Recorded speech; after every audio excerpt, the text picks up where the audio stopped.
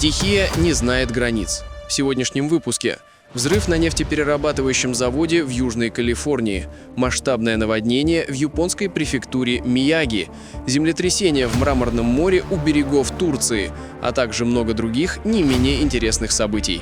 Приветствую, друзья! Ночь в Южной Калифорнии превратилась в зрелище из фильма «Катастрофы». Мощный взрыв на нефтеперерабатывающем заводе «Шеврон» в Эль-Сегундо вызвал гигантский пожар. Оранжевые языки пламени и густой черный дым были видны за десятки километров.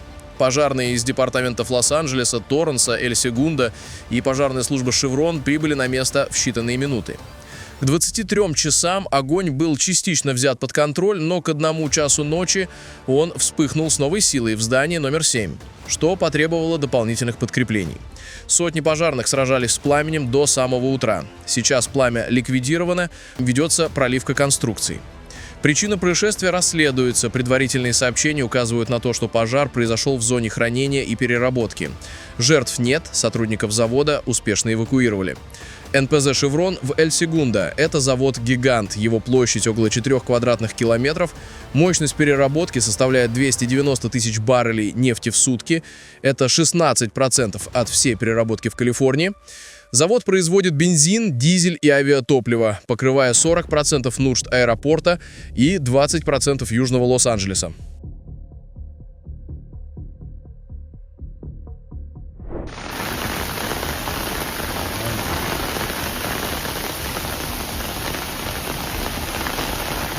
Утром 1 октября холодный воздух с северных широт вызвал нестабильность атмосферы над японской префектурой Мияги, спровоцировав ливневые облака вдоль побережья.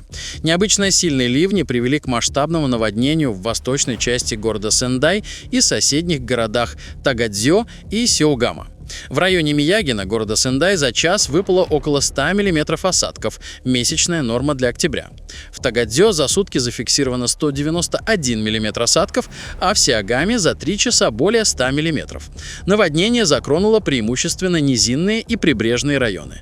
Затопило дома, автомобили. Подтоплены дороги, включая ключевые промышленные трассы и автомагистрали. Пострадало и железнодорожное сообщение, из-за чего часть направлений была отменена. В Тагадзё объявлена полная эвакуация для 62 тысяч человек. Открыто 12 центров временного размещения. В Симгахама эвакуировали пожилых и уязвимых жителей, задействовав 2 центра. Всего было эвакуировано около 70 тысяч человек. Японские СМИ сообщают об отсутствии жертв и серьезных травм. К вечеру уровень воды пошел на спад в большинстве районов, но принесенные ею грязь и мусор еще долго блокировали движение. Японское метеорологическое агентство предупреждает жителей о возможных оползнях в горных районах.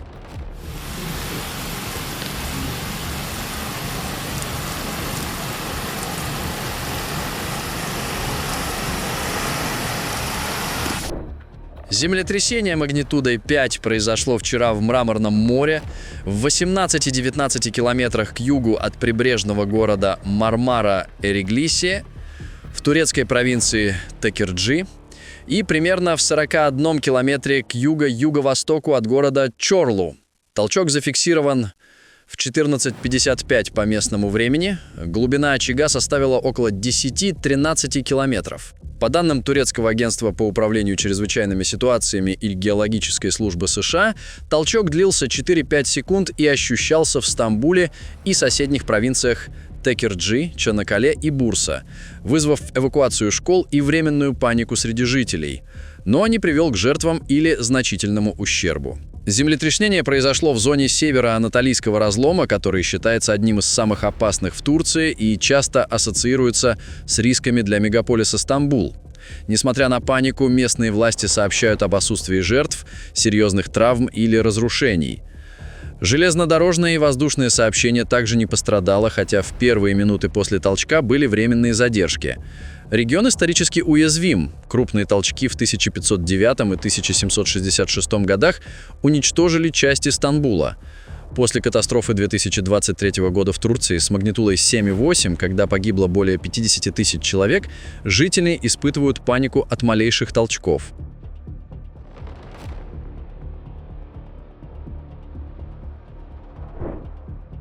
Вечером 1 октября в аэропорту Ла-Гвардия два региональных самолета Delta Airlines столкнулись на рулежной дорожке на низкой скорости. Один борт, готовившийся к взлету, задел крылом носовую часть и кабину второго, только что приземлившегося лайнера.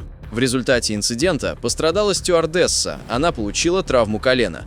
Происшествие не повлияло на работу аэропорта, но Национальный совет по безопасности на транспорте и Федеральное управление гражданской авиации начали расследование. Самолеты выведены из эксплуатации для ремонта. С 30 сентября столицу Дагестана и ряд прилегающих районов захлестнули обильные ливни, продолжавшиеся более суток. К утру 1 октября в Махачкале выпало 38 мм осадков, что привело к подтоплению десятков улиц, ограничениям в движении транспорта и изоляции жителей в своих домах. Аномальные осадки стали следствием холодного фронта, принесшего нестабильную погоду на Северный Кавказ. Согласно данным Дагестанского центра по гидрометеорологии и мониторингу окружающей среды, с 30 сентября по утро 1 октября в Махачкале и окрестностях выпало 35-40 мм осадков с пиковыми значениями до 50 мм в низинных районах. Ливневые канализации, несмотря на плановую очистку, проведенную в конце сентября, не справились с объемом. Мусор и ил забили стоки, что привело к наводнению. Наводнение затронуло центральные и южные районы Махачкалы. Полностью оказались подтоплены улицы Коркмасова, Дахадаева, Батыры-Мурзаева и несколько мостов через реку Сулак. Жители низинных кварталов не могли выйти из домов. Вода достигала 30-50 сантиметров, затапливая подвалы и первые этажи. По данным Госавтоинспекции Дагестана, на 15-20 участках было ограничено движение транспорта. Пробки растянулись на 5-7 километров. Местные власти перевели городские службы на круглосуточный режим работы, направив на откачку воды и расчистку проездов в пострадавшие районы.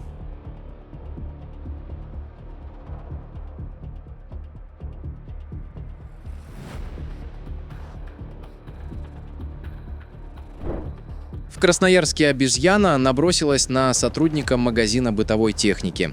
Животное в торговый центр притащили в переноске покупатели. Хулиганка сама умудрилась открыть клетку, пробежалась между торговых рядов и накинулась на сотрудника, который распаковывал микроволновку. В итоге парень получил пару царапин и сильное потрясение от встречи с мартышкой. Ранее главный санитарный врач региона Дмитрий Горяев, публикуя список животных, которые наиболее часто кусают жителей Красноярского края, отметил, что в топ входят белки, лисы, песцы и суслики. Как ни странно, второе место рейтинга занимают обезьяны. Интенсивные осенние ливни обрушились на Сенегал, вызвав очередное наводнение в городе Туба, второй по величине агломерации страны и священном центре мусульманской общины маридов. Сезон дождей в Сенегале, обычно заканчивающийся в октябре, в этом году выдался аномально интенсивным. Согласно данным Национального агентства гражданской авиации и метеорологии, в городе и пригородах осадки достигли 90 мм за сутки, превысив месячную норму на 40%. Наводнение затронуло преимущественно периферийные районы Тубы. Потоплено около 800-1200 домов, несколько рынков и ключевые дороги. Закрыты школы. В соседнем Диурбеле пострадали около 12 тысяч человек, эвакуировано более 5 тысяч жителей. Пострадала и инфраструктура. Повреждены несколько мостов и электрические сети, что привело к отключениям света до 24 часов. Сельскохозяйственные угодья в окрестностях затоплены. Уничтожено около 200 гектаров посевов. Но есть и хорошие новости. Обошлось без жертв. Власти объявили чрезвычайную ситуацию, направив спасателей в пострадавшие районы. Один из самых активных вулканов Индонезии, Семеру, продолжает серию своих извержений. Вчера он выбросил столб пепла высотой около 700 метров над вершиной. Извержение не привело к эвакуациям или разрушениям. Ближайшие поселения находятся в безопасной зоне за пределами 5-километрового радиуса. Однако пепел вызвал временные проблемы с видимостью на дорогах и загрязнение воздуха, что привело к рекомендациям носить маски. Вулканологи отмечают в последнее время рост активности активности вулкана, частота землетрясений возросла, участились и выбросы пепла. В этом году Семеру, лидер активности, уже произошло более 2547 извержений, что составляет около 40% от активности всех вулканов в Индонезии.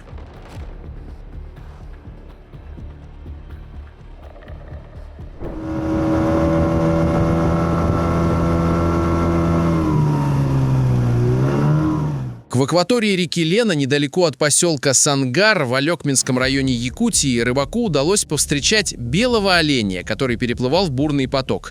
В кельтской мифологии и у некоторых коренных американских племен белый олень считается священным, приносящим счастье или предвещающим важное событие. Во многих странах охота на них запрещена. Белый олень — это не отдельный подвид, а редкая генетическая аномалия — альбинизм, вызванная мутацией в гене, приводящей к отсутствию меланина.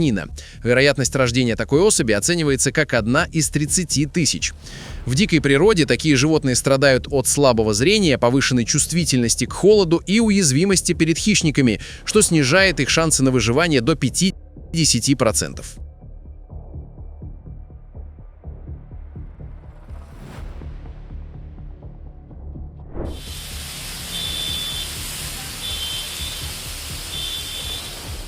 Интенсивные ливни, обрушившиеся на южное побережье Гватемалы в последние дни сезона дождей, привели к масштабному наводнению в столице департамента Сучитепекес, городе Масатенангу. За сутки выпало более 100 мм осадков, что вызвало стремительный подъем уровня рек. Хлынувшая вода затопила улицы, дома и мосты. По данным Национальной координационной системы по снижению рисков бедствий, пострадали около 250 человек, повреждено не менее 20 жилых домов. Инфраструктура получила умеренные повреждения, размыты участки дорог, повреждены электрические сети и сельскохозяйственные угодья. На несколько часов оказалось парализовано и транспортное движение.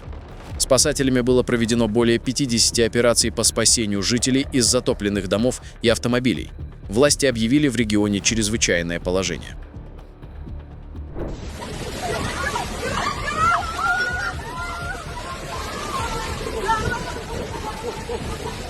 Торнадо, сопровождаемый проливным дождем, нанес серьезный ущерб в районе Сумбер-Гимпола, округа Тулунгагунг в Восточной Яве в Индонезии. Инцидент произошел в разгар переходного сезона, когда Восточная Ява подвержена конвективным штормам. По данным агентства метеорологии, климатологии и геофизики, во второй половине дня начался сильный дождь, а уже через час мощный вихрь обрушился на низины Сумбер-Гимпола. Просуществовал он всего несколько минут, но за это время успел потрепать 6 деревень. Всего повреждено 497 домов, повалено около 30 деревьев, повреждены линии электропередач. Около 10 дорог оказались заблокированы. В деревне Дараампель обрушилась стена дома 65-летней жительницы, придавив ее и внучку. Но обе отделались легкими травмами. Власти сообщают об отсутствии жертв. Метеорологи связывают выросшую частоту таких событий с изменением климата. В этом году осадки в регионе выросли на 20%, и это уже третий вихрь в Тулунгагунге за 2 недели. Крупный обвал горной породы произошел на холме Эль-Пиккачо в Колумбии, в районе Сан-Педро. Событие привело к полному разрушению 2 крестов, символов религиозного и туристического значения места, а также к значительному изменению ландшафта. Обошлось без жертв и пострадавших. Власти ввели полный запрет на доступ к зоне из-за риска повторных обвалов. Во Владивостоке местным жителям посчастливилось увидеть горбатого кита. Он приплыл в бухту Золотой Рог, недалеко от острова Русский. По данным местных биологов, кит приплыл в акваторию, привлеченный обильным скоплением сардины и скумбрии, которые в последние дни активно мигрируют в воды Приморья благодаря теплым течениям и обилию планктона. Горбатый кит обитает во всех океанах. В теплое время года эти млекопитающие мигрируют из тропических зон размножения в богатые кормом воды умеренных и полярных широт. В Японском море они питаются крилем, сардинами и скумбрией. Название горбатый кит получил из-за спинного плавника, напоминающего горб, и привычки сильно выгибать спину при погружении.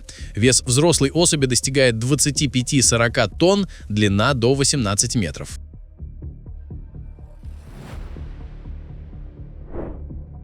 Утро в сонном городке Оро-Валли в штате Аризона. В местном супермаркете началось с адреналина. Покупатели неспешно выбирали товар, как неожиданно открылись автоматические двери, и в магазин зашел черный медведь. Этот пушистый гость устроил настоящий переполох, но вел себя как истинный джентльмен. Ничего не сломал, не стащил, а, похоже, просто решил прогуляться. Находящийся неподалеку офицер полиции помог эвакуировать посетителей, а медведь, тем временем прогулявшись по магазину, покинул заведение через те же двери, что и зашел.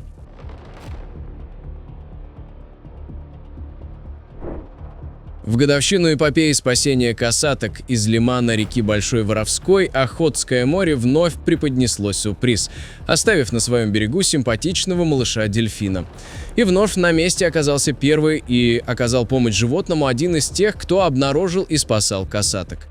Благодаря помощи местного жителя дельфину удалось преодолеть бурные волны, выбрасывавшие его на берег, и уйти в море. Год назад в этом же районе Камчатки проходила многодневная операция по спасению нескольких касаток, оказавшихся на мели в лимане реки Большой Воровской. Животных удалось освободить и выпустить в море.